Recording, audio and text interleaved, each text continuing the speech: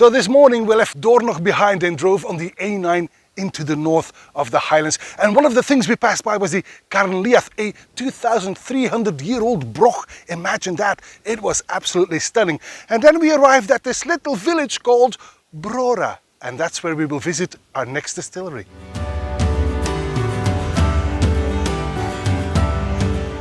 I am talking, of course, of the Highland home of Johnny Walker. I'm talking about Clynelish, originally built in 1819 as the other distillery that I will talk to you about in a few moments. But first, let's look at this new distillery that was actually built in 1967 to replace the old Clynelish distillery. And it's a stunning distillery in a beautiful surrounding, and it's actually a malt that I quite like.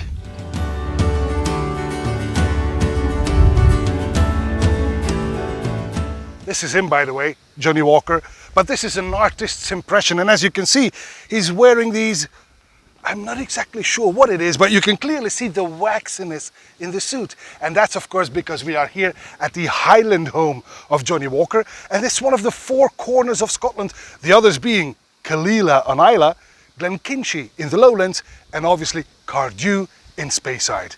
But today, the Highlands, Clynelish. The distillery boasts a 12.5-ton semi-lauter mash tun, and then it's got 8 washbacks from in wood, but also 2 stainless steel washbacks. And then there's 3 pairs of stills. You might actually be able to see them behind me. 3 pairs of stills that together produce 4.3 million litres of spirit a year.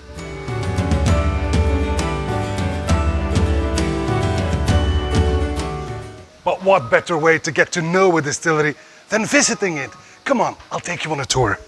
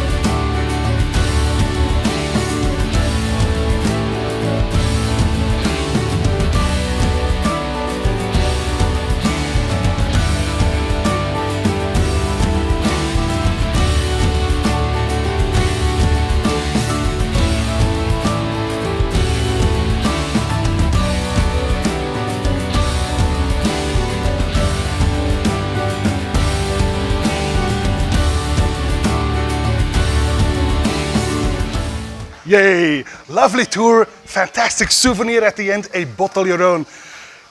With the Wildcat on it, your own label, signatures, whatnot. 13 years old, we even had a sip and it's an absolutely outstanding Clynelish. But there is this other little distillery next door. I think that one warrants a visit as well.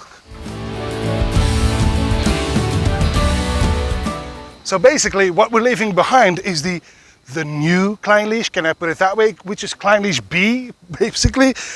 But literally, just across the street from the Clynelish distillery is the old Clynelish distillery that was later renamed Brora Distillery.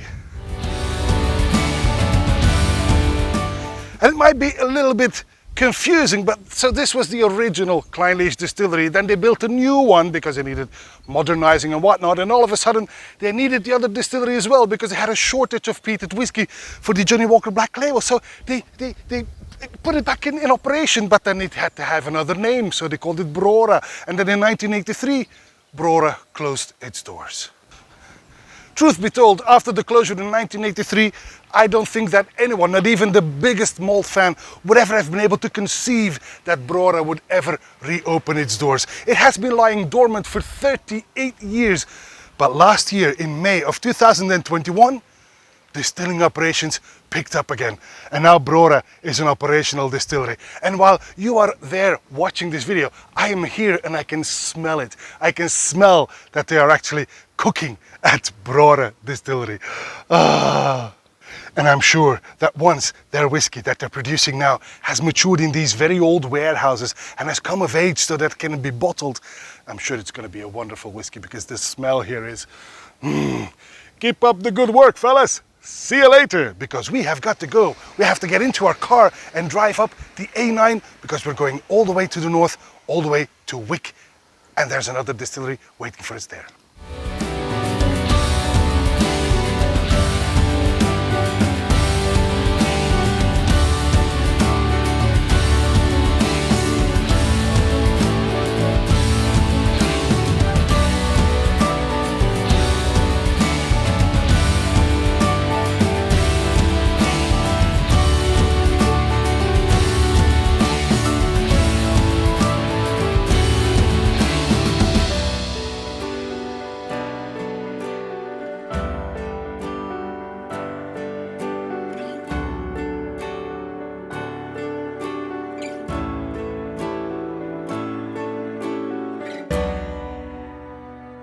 Coming from our visit to the Clynelish Distillery, we were unlucky because there was a heavy accident and it took us more than 5 hours to reach our final destination of today. We are now in Wick, the home of the Pultany Distillery. The Pultany Distillery is named after Sir William Pulteney, who actually in the 1800s decided to build a completely new town, Pultany Town, a fishing town right next to Wick, in fact. And here in 1826, the Pultany Distillery was founded.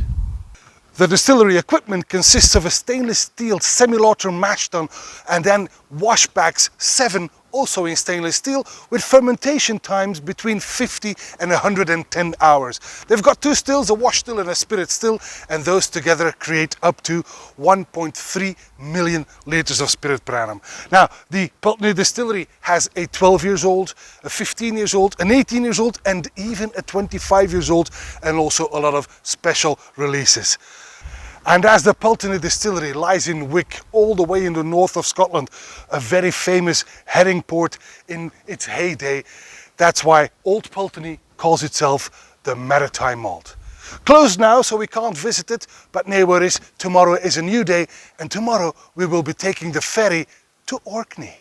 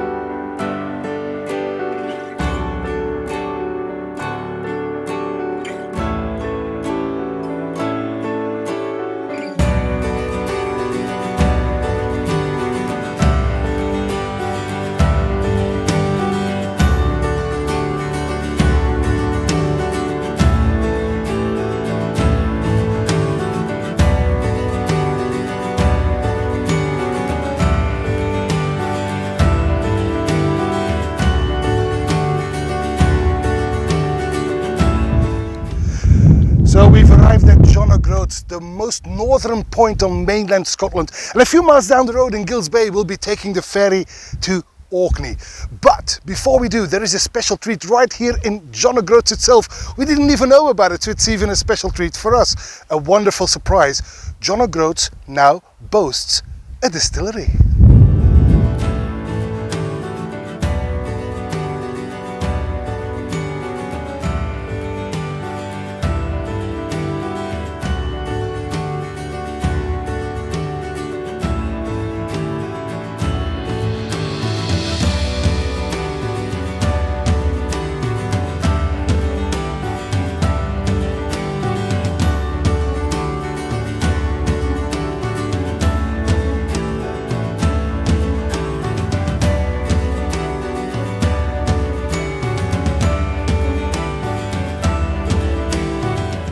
Wonderful, wonderful here at the 8 Doors Distillery, which is recently established in 2022, a Kickstarter program. Imagine that.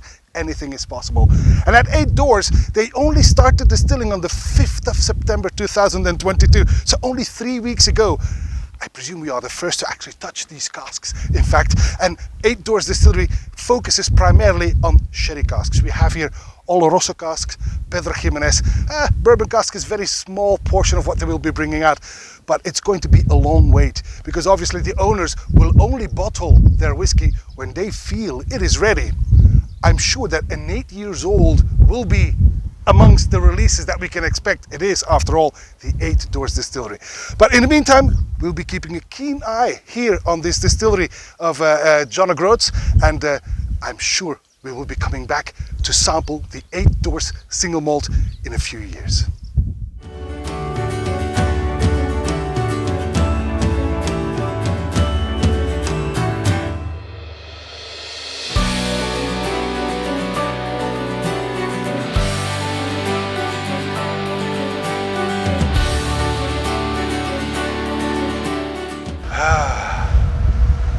So now we're leaving the mainland of Scotland behind and we're on our way to Orkney, which is just about an hour on this ferry.